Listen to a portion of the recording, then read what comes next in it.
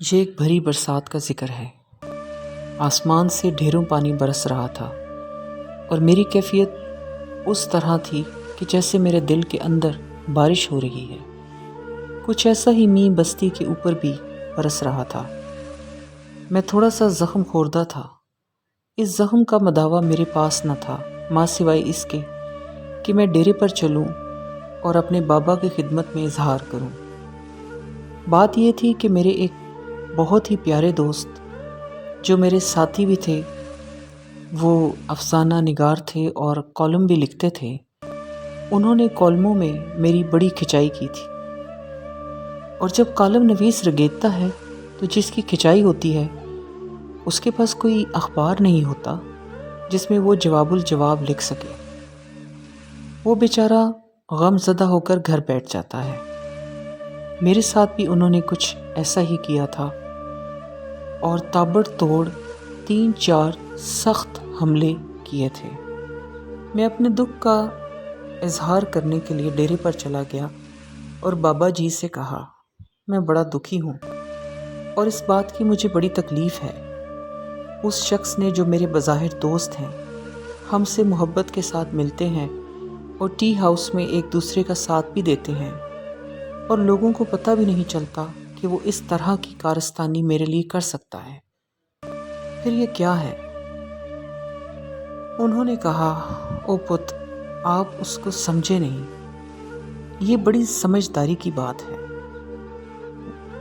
2 صوفی تھے، ایک بڑا صوفی ٹرینڈ اور ایک چھوٹا صوفی انڈر ٹریننگ۔ چھوٹے صوفی کو ساتھ لے کر بڑا صوفی گلیوں بازاروں میں گھوما کرتا تھا۔ چلتے چلاتے اس کو لے کر ایک جنگل میں چلا گیا۔ جیسے کہ میں نے پہلے عرض کی، بڑی تابڑ توڑ بارش ہوئی تھی، جنگل بھیگا ہوا تھا اور اس جنگل میں جگہ جگہ لکڑیوں کے ڈھیر تھے، پتوں کے، شاخوں کے انبار تھے۔ اس بڑے صوفی نے دیکھا کہ شاخوں اور پتوں کے ڈھیر میں ایک سانپ کچھ مرجھایا ہوا، کچھ سنگڑایا ہوا پڑا ہے۔ وہ پہلے آگ کی حدت سے زخم خوردہ تھا اور پھر اس پر جو بارش پڑی تو وہ زندہ سانپوں میں سے ہو گیا۔ صوفی کو بڑا ترس آیا، اس نے آگے بڑھ کر سانپ کو اٹھا لیا۔ چھوٹے صوفی نے کہا، حضور کیا کرتے ہیں؟ سانپ ہے، موذی ہے، اس کو اٹھایا نہیں کرتے؟ انہوں نے کہا، نہیں، بیچارہ ہے، مجبور ہے، زخمی ہے، زخم خوردہ ہے، اللہ کی مخلوق ہے، اس کی کچھ غور و پرداخت کرنی چاہیے۔ تو وہ سانپ کو ہاتھ میں لے کر چلے۔ پھر دونوں باتیں کرتے کرتے کافی منزلیں طے کرتے گئے۔ جب ٹھنڈی ہوا لگی جھولتے ہوئے سانپ کو تو اسے ہوش آنے لگا، اور جب ہوش آیا تو طاقتور ہو گیا تو اس نے صوفی صاحب کے ہاتھ پر ڈس لیا۔ جب ڈسا تو انہوں نے سانپ کو بڑی محبت اور پیار کے ساتھ ایک درخت کی جڑ کے پاس رکھ دیا، کیونکہ وہ اب ایک محفوظ جگہ پر پہنچ گیا ہے۔ اب یہ یہاں پر آہستہ آہستہ اپنے آپ کو ریوائیو کرنے لگا۔ جہاں بھی اس کا دل ہوگا یہ چلا جائے گا۔ چھوٹے صوفی نے کہا، دیکھیں سر، میں نے کہا تھا نا کہ یہ موذی جانور ہے، آپ کو ڈس لے گا، پھر کیوں ساتھ اٹھا کے لے جا رہے ہیں؟ آپ تو بہت دانش مند ہیں، مجھے سکھانے پر مامور ہیں۔ تو انہوں نے کہا، ڈسا نہیں، اس کے شکریہ ادا کرنے کا یہی طریقہ ہے، سانپ اسی طرح شکریہ ادا کرتے ہیں۔ یہ جو تمہارے خلاف لکھتا ہے، اس کا شکریہ ادا کرنے کا یہی طریقہ ہے، تم ناراض نہ ہو۔ میرے دل پر بڑا بھاری بوجھ تھا، وہ دور ہو گیا اور میں بالکل ہلکا پھول ہو گیا۔ تو خواتین و حضرات، یہ ڈیرے، یہ خانقاہیں، یہ جن کو تکیے کہہ لیں، یہ اسی مقصد کے لیے ہوتے ہیں کہ دل کا بوجھ جو آدمی سے خود اٹھائے نہیں اٹھتا، وہ ان کے پاس لے جائے اور بابے کے پاس جا کر آسانی سے سمجھ میں آنے کے لیے عرض کرے۔ فرض کریں ماڈرن دنیا میں کسی قسم کا ایک ڈیرا ہو جس میں کوئی سائیکیٹرسٹ بیٹھا ہو لیکن وہ فیس نہ لے، یا سائیکالوجسٹ ہو جس کے پاس وہ بینچ نہ ہو جس پر لٹا کر انالیسس کرتے ہیں، بلکہ بچھانے کے لیے صف ہو، اس پر ایسا سامان ہو کہ آمنے سامنے بیٹھ کر بات کر سکیں، تو ان ڈیروں کو، ان تکیوں کو شمالی افریقہ میں الجزائر میں، تیونس میں زاویے کے نام سے یاد کیا جاتا ہے۔ ان کو زاویہ کہتے ہیں، کچھ رباط بھی کہتے ہیں وہاں پر، لیکن زاویہ زیادہ مستمل ہے۔ حیران کن بات ہے، باوجود اس کے کہ زاویہ ایک خاص اسم ظرف مکان ہے شمالی افریقہ کا، لیکن اندلس کے زمانے میں اندلس کی سرزمین پر زاویے نہیں تھے۔ تیونس، الجزائر میں رباط تھے۔ یہاں صوفی لوگ بیٹھ کر لوگوں کو، آنے جانے والوں کو ایک چھت فراہم کرتے تھے، رہنے کے لیے جگہ دیتے تھے، کھانے کے لیے روٹی پانی دیتے تھے۔ کچھ دیر لوگ بیٹھتے تھے، دکھی لوگ آتے تھے، اپنا دکھ بیان کرتے تھے اور ان سے شفا حاصل کر کے ڈائیلاگ کرتے تھے۔ سچ مچ جو سائیکالوجسٹ کہا کرتے ہیں وہ مہیا کرتے تھے۔ ہم نے بھی اسی تقلید میں پروگرام کا نام زاویہ رکھا ہے۔ اس لحاظ سے تو مجھے تھوڑی سی شرمندگی ہے کہ یہ اصل زاویہ نہیں ہے، نقل بمطابق اصل ہے، لیکن اسپرٹ اس کی وہی ہے۔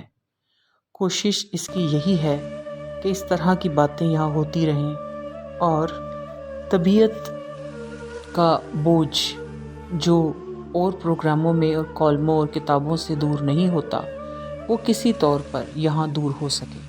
آپ جب کسی ڈیرے پر کسی بزرگ سے ملنے کے لیے جائیں گے تو آپ کے لاشعور میں ٹیسٹ کا ایک میٹر ضرور ہوگا۔ میں دیکھوں یہ کیسا شخص ہے۔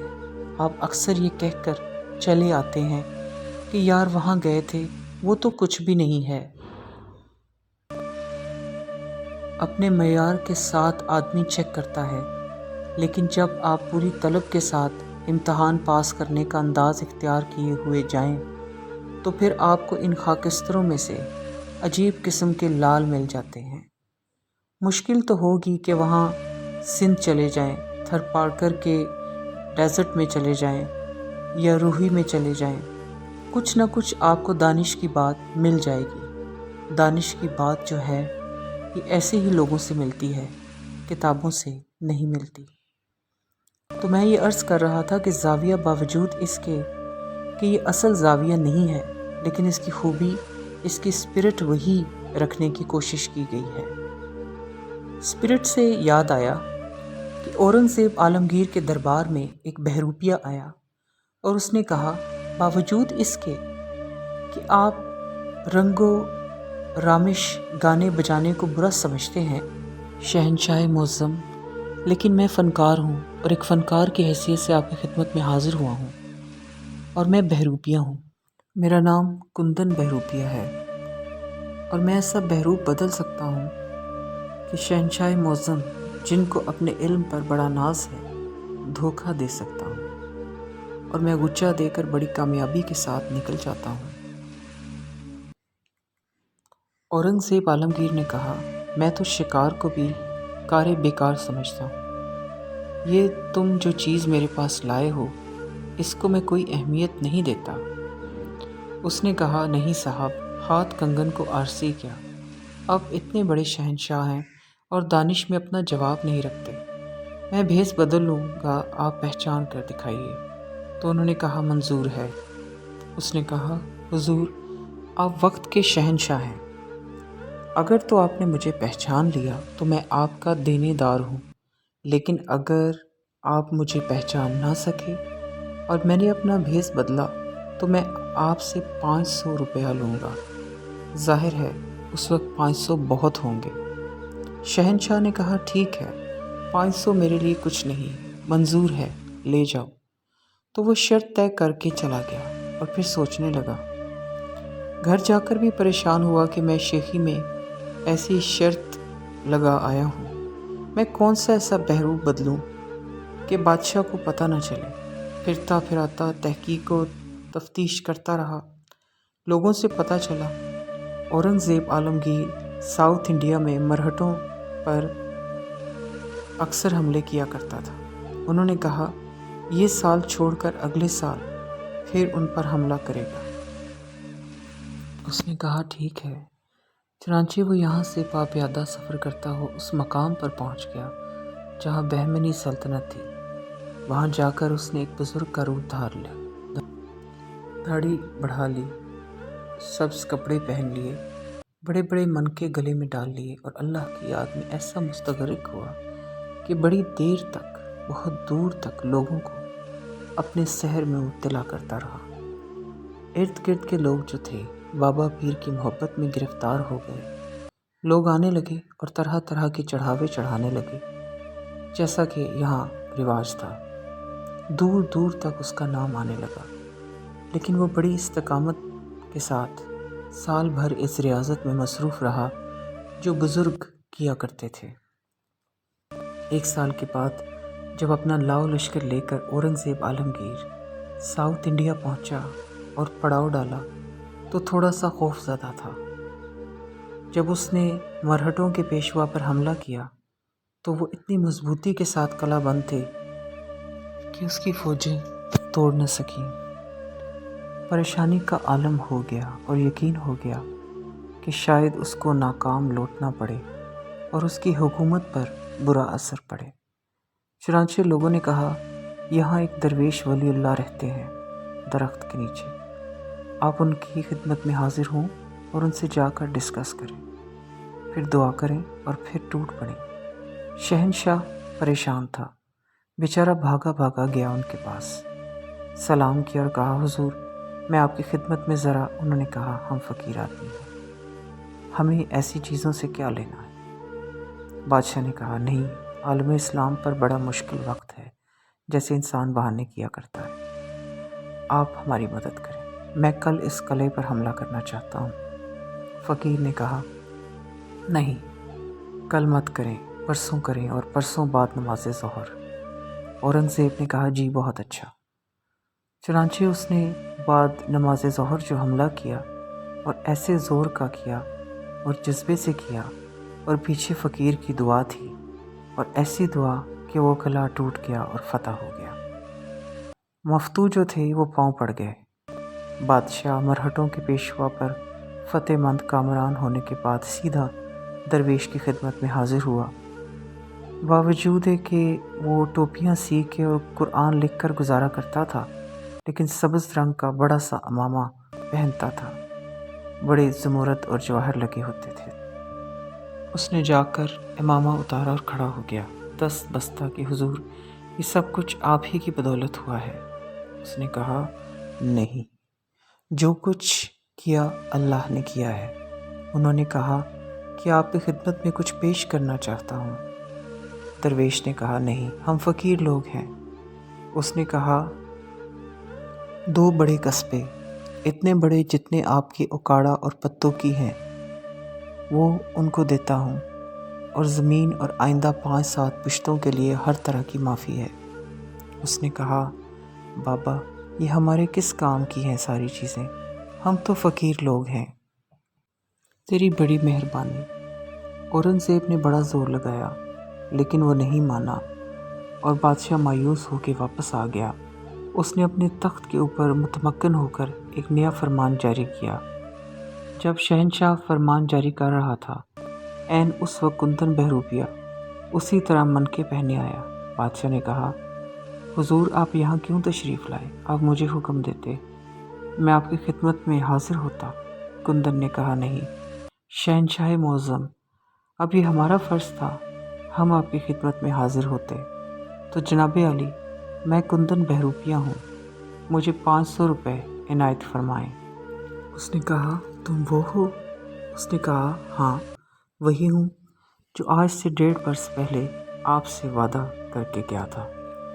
بادشاہ نے کہا مجھے 500 روپے دینے میں کوئی اعتراض نہیں ہے، میں آپ سے یہ پوچھتا ہوں جب میں نے آپ کو 2 قصبے دینا چاہے، جب آپ کے نام اتنی بڑی زمین کر دی، جو میں نے آپ کی 7 پشتوں کو رعایت دی کہ اس میری مملکت میں جہاں چاہیں جس طرح چاہے رہیں، آپ نے اس وقت کیوں انکار کیا؟ یہ 500 روپیہ تو کچھ بھی نہیں۔ اس نے کہا حضور بات یہ ہے، جن کا روپ دھارا تھا ان کی عزت مقصود تھی، وہ سچے لوگ ہیں، ہم جھوٹے لوگ ہیں۔ یہ میں نہیں کر سکتا تھا کہ روپ سچوں کا دھاروں اور پھر بے ایمانی کروں۔ تو خواتین و حضرات میں یہ عرض کر رہا تھا کہ ہمارا یہ زاویہ 2 نمبر ہی صحیح، بے شک بہروپ ہی صحیح، تو آپ دعا کریں اس میں کچھ ایسی باتیں، کچھ ایسے مسئلے، کچھ ایسی پیچیدگیاں، کچھ ایسے بوجھ دور ہوتے رہیں جو کسی اور طرح سے نہیں ہو پاتے۔